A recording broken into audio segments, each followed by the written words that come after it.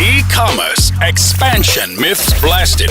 Successful cross-border expansion help. Listen to the show to hear how one UK company is helping e-commerce sellers successfully expand into Europe and double their profits. Hosted by Andy Hooper of Global E-commerce Experts. So good afternoon, everybody, and welcome to another exciting podcast that's going to help you with your EU expansion. The podcast aims to help people that are expanding into the EU marketplaces, and we have some exciting guest on the podcast this afternoon that really is going to help you to take your listings in the European markets to the next level. With your expansion into Europe, most people of our clients are English speaking. So what happens is they expand to Europe, they put their products in the UK, and they do their listings in English. And then from there, it goes on and Amazon kindly auto translates everything for you. Well, I'm going to be able to tell you today there's a better way that's going to increase your sales. So today what I'm going to do is to introduce Heloise. So Heloise, good afternoon. Hi there. So thank you very much for joining us. It's really grateful for you to give up your time and your commitment to help sort of spread the word and your knowledge. No problem. Super excited. Excellent. So why don't you first off talking to us about where you're based in the UK and perhaps where you're from? Sure. So my name's Heloise. I'm CEO of SellBeyond, and we're based in Suffolk in the east of England, which is the area where I grew up. Fantastic. And for people that don't know the UK very, very well, it's a sort of bit stuck out on the eastern side. It's pretty remote. Is that fair? I would say it's a rural county. Yeah. It's lots of farms, nothing much going on since the 16th century. Yeah, quite right. And every time I go there, I get caught behind a tractor. And you end up going... That's the joy of it. Yeah, and you cannot get past on those roads either, can you? Well, they're beautiful though, so it doesn't matter if you go slow. Yeah. But the advantage is you're only an hour and a half or two from London, aren't you? You're not very far. Even less than that, we're 60 miles, so it's 55 minutes on the train. No, it's pretty good service. Oh, perfect. Look at that. So easy to get into London for meetings. So that's right. Now, so you've already alluded to that you're the CEO of SellBeyond. So why don't you just give us a bit of information about how SellBeyond sort of came into being? No worries. Okay, so SellBeyond is helps businesses grow online.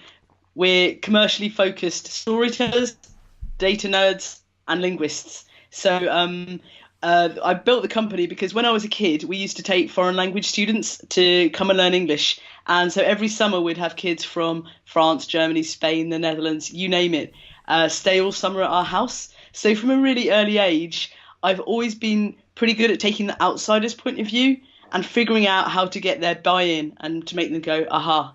And I've taken that with me throughout my life. I'm now bilingual in English and French. I speak decent Italian and Spanish.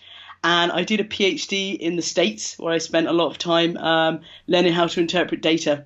So I decided to set up SellBeyond a couple of years ago to combine the things I really love, working with entrepreneurs, using data, and being really good at languages and communication. Fantastic. So, and how long have you been going? So we've been set up since 2015. So about 3.5 years, I think. Yeah, fantastic.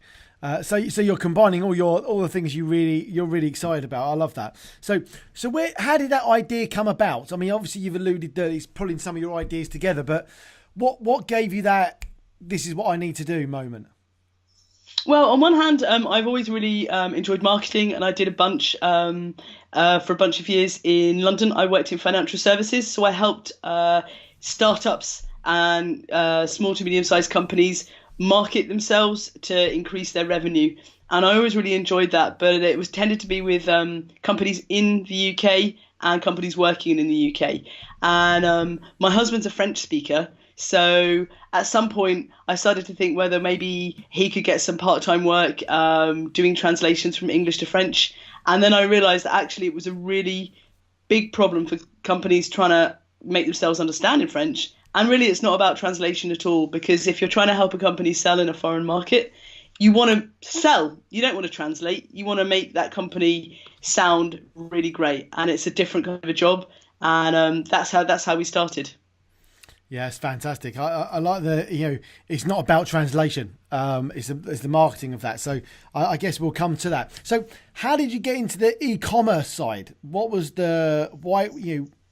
why was that? Well, funnily enough, actually, I've sold on Amazon since 2006. So when I lived in the USA, I was a PhD student, and all my PhD student friends had a lot of very weird and wonderful books that we'd read for a semester and then never use again. And so I started off by selling my friends' textbooks online on Amazon.com, and I took a share of the profits that we made from that. And because the textbooks were so strange and very niche subjects to do with anthropology and stuff, I started out that way, and then I brought that business over to the UK when I moved back. So I sold books on Amazon for a long time, and I kind of knew that platform. And so when it came to looking at how we could help people do translations, Amazon was a natural fit.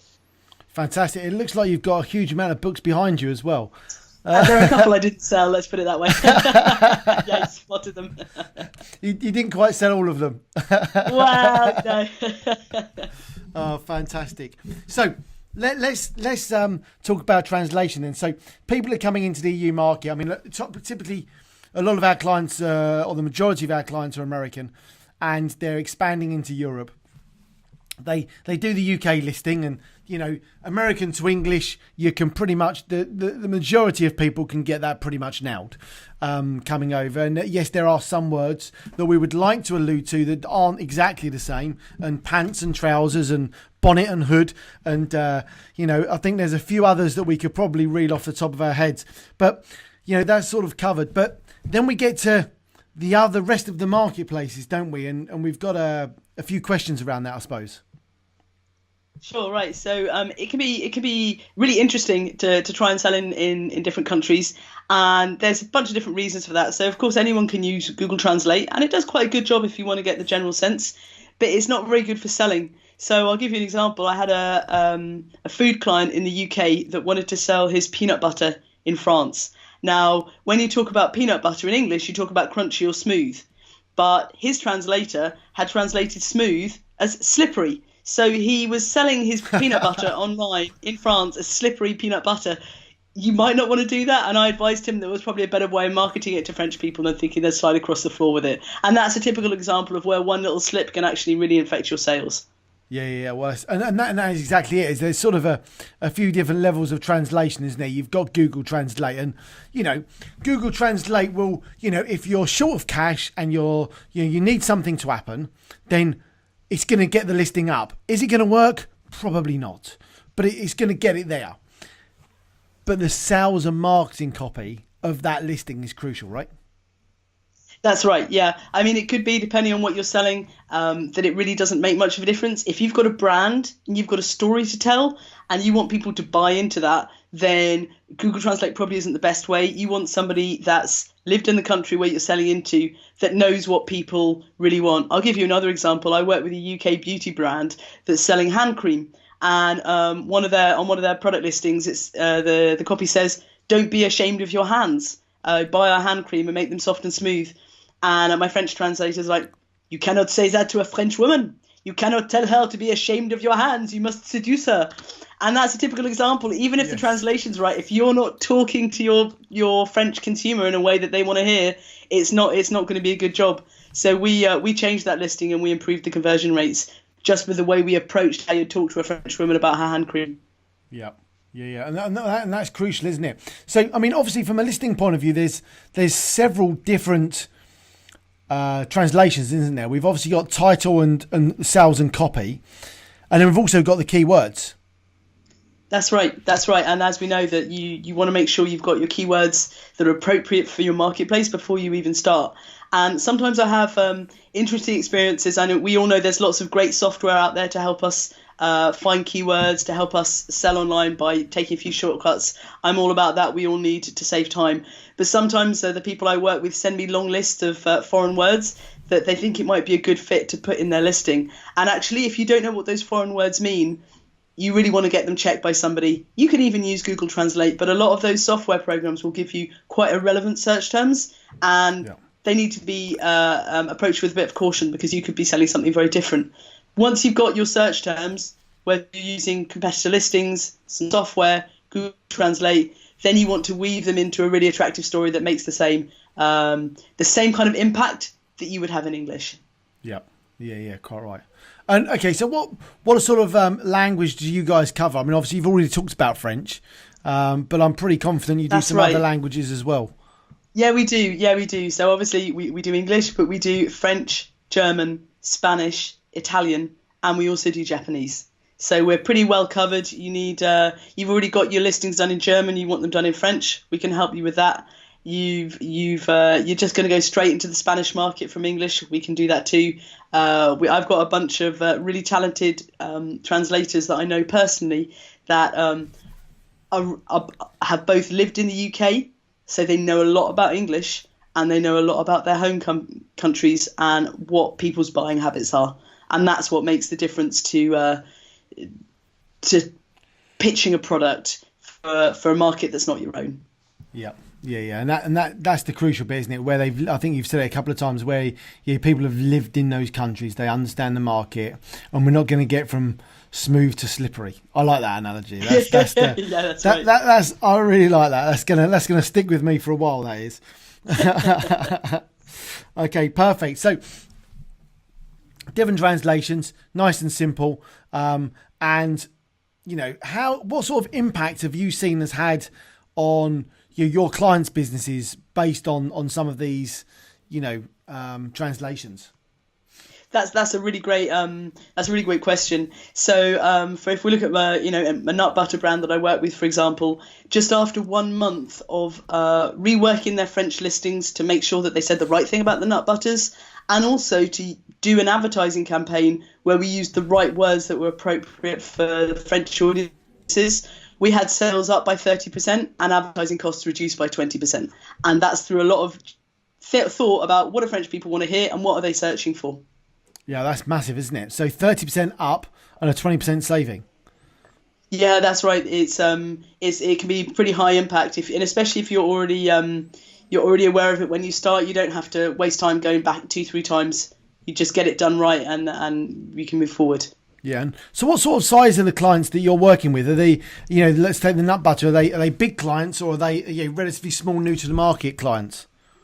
So typically the clients that I work with will have built their Amazon online brand out of not very much, and they're probably now turning over £1 million, like $1.4 million, that type of area. So they might have between 5 and 10 people working for them, with them, and they're selling usually UK, Europe. They might be selling in the USA as well, but they typically either British or European. I have a couple of North American clients. Yeah. I mean, and obviously for all our clients listening are North American, massive resource here for you to for translations, really. I hope to say so. And also, I spent 4 years living in Michigan, so I know quite a lot about the States. Know quite a lot about how to work with people in the United States.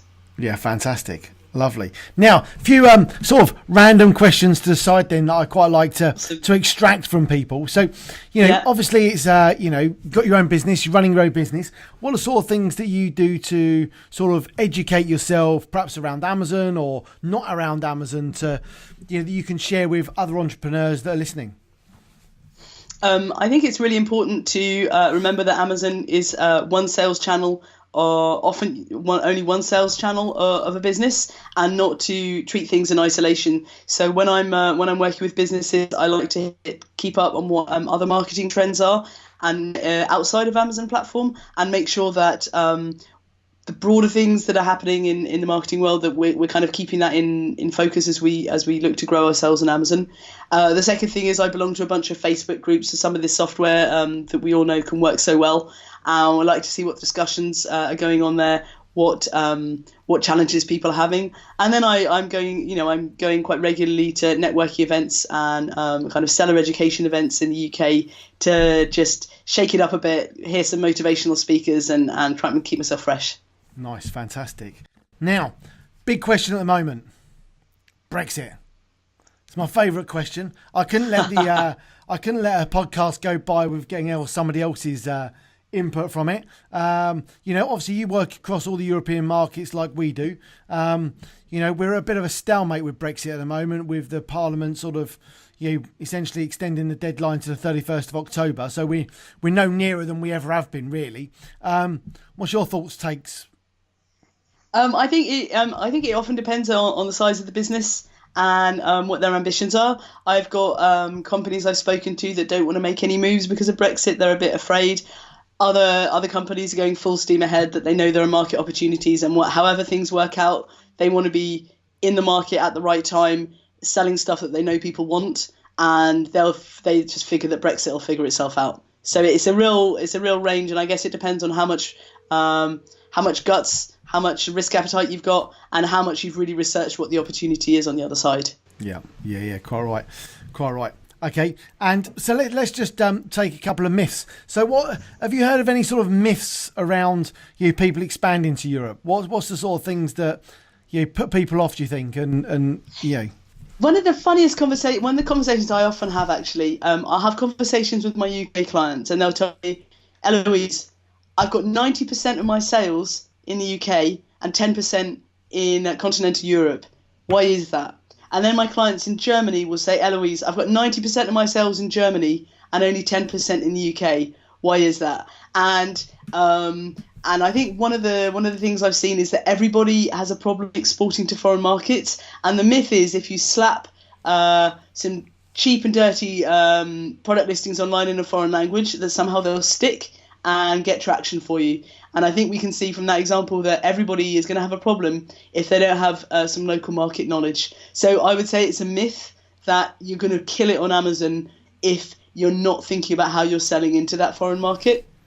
And along with that is, it's so easy, as we know. That's what's great about Amazon. That's why we love it. Yet the press of a button, we can immediately open ourselves to all across Europe. But I would say it's also a myth that you're going to kill it if you're going to be really successful if you haven't thought about how you're going to get online reviews, how are you going to encourage your customers to review you in French or German, how are you going to get repeat sales, like what are you doing to build that customer base in that foreign language? Because just putting listings online for most people is not going to make it successful without a bit of thought about how can you talk to your customers and make them understand that you're going to solve their problem. Yeah, fantastic. And there's quite a famous coach that says, where focus goes, energy flows. So, if you start putting your focus into those sort of areas, and if you don't put a focus in there, nothing's going to happen. So you have to put your listings are just going to sit there, and you might sell one every 3 months, and that's just a reality. That's a reality. Yeah. But I help work with companies to make sure that it might mean some kind of marketing or email marketing or some promotions or something to make sure people just stop, click, and convert to a sale. Yeah. So what's the big thing you see at the moment where people are having the most success on Amazon in the EU? That's a really interesting question. I've got some big customers in a range of different areas. I specialise in beauty, in action sports, and in lifestyle. And it seems to me that those are categories where you can have quite a lot of success if you've got a good, upper mid-range product that's not too expensive, and they're not too seasonal either. There are a couple of dips and troughs, but you can't go too wrong with a really good brand that has quality products. And I would say that for my customers that are doing that, they're showing month-on-month growth. Yeah, fantastic. And if you've got one piece of advice you could give to people when they're expanding, what would it be? I would say that it's super exciting to expand, and there are loads of opportunities in Europe and a lot of big economies. But if you don't have a plan, even if it's on the back of an envelope, you're not going to get very far. And I'm sure that you would agree with me on that. It doesn't have to be a Bible-sized plan. But if you haven't got a few key numbers in your head and a way of measuring how you're going to be successful month on month, you might come to a bit of a sticky end or waste a bunch of time.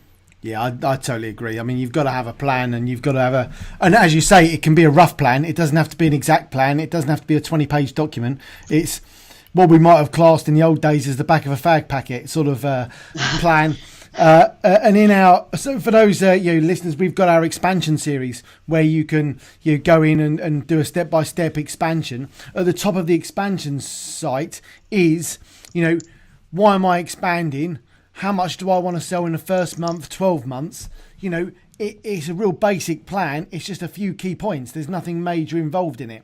So I totally agree that a plan is the is one of the biggest fundamentals. Well, funnily, and in fact, Dwight Eisenhower, obviously President Eisenhower, once famously said that when I go into battle, I find that planning is useless, but plans are indispensable. And that means that although you're not going to do in war what you think you're going to do, you have to have a plan to start with. And he was a man that knew a lot of things, so it's something to think about. You've got to have at least a skeleton goal of what you want to do. Yeah, I mean, plans change. You've got to adapt. Totally agree. Fantastic. So if people want to get in contact with Heloise, how do they go about that? No worries. So my company is called SellBeyond. That's www.sell.beyond.com.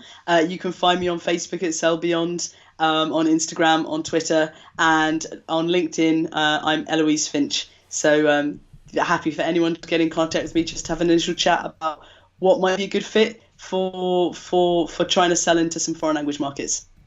Fantastic. Well, I want to say thank you very much for your time. It's been absolutely amazing having you on, sharing your knowledge for our customers and clients and potential clients, I suppose, all listening about what they can do to make sure their EU expansion is a massive success. So thank you very much. We really appreciate your time. Don't forget, from a global e-commerce expert's point of view, you can get in touch with us on expandtotheeu.com, where you can find all our content to help you to expand, or you can go to our website www.globale-commerceexperts.com. We're here to help you. You've got Facebook, Instagram, all that sort of stuff, and you'll be able to find us online. So thank you very much to Heloise once again for giving up her valuable time, and we look forward to helping all of our clients with their EU expansion over the coming months.